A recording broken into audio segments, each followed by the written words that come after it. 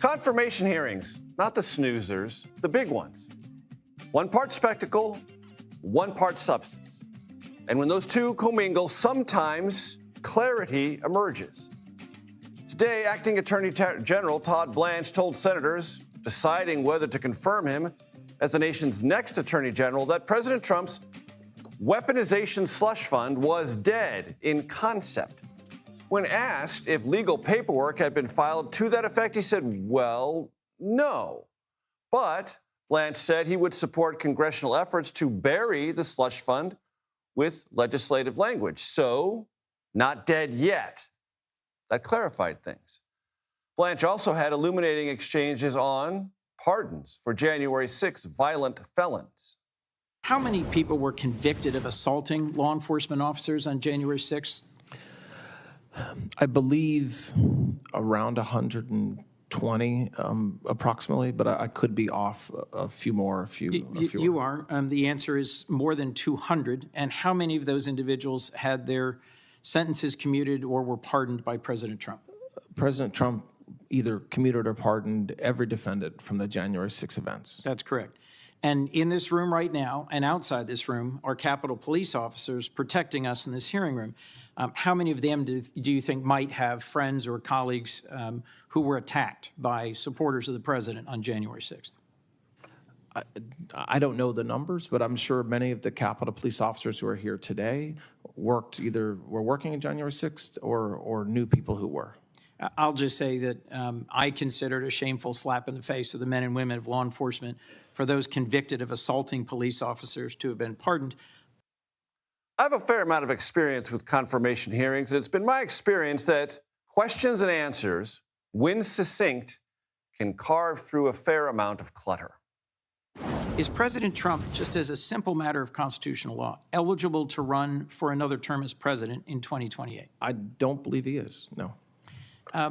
That is a correct, in my view, reading of the plain language of the 22nd Amendment. Why do you think several of the judicial nominees of this administration have refused repeatedly to answer that question simply and clearly as you just did when I put it to them? I have no idea why they answer questions the way Me neither. I mean, you're asking me to speculate about something I don't know. Is the Department of Justice that you are running independent from the White House? The Department of Justice, like every single department in the executive, is part of the executive. I mean, Article 2 of the Constitution gives the power of the executive to President Trump. So we certainly operate with integrity. We certainly operate in the single mindset to serve the American people and do the right thing. If you're confirmed and you're asked to take an action you believe to be illegal or unethical, would you resign? That will never happen, but yes, if it were to happen, I'm not going to violate my oath to the Constitution. At another confirmation hearing, this for former Securities and Exchange Commission Chair Jay Clayton to be the new Director of National Intelligence, a position that until recently departed Tulsi Gabbard, strayed into domestic election matters under her watch. Well, there came another exchange worth paying attention to. Could you answer the question?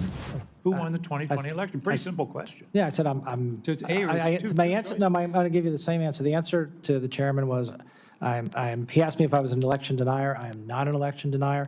Joe Biden was certified as we all know president. Joe Biden He went through his process. We went through our electoral process, and I can tell you that I was in my seat at the SEC, and I'm just asking a really simple question. Who won the 2020 election?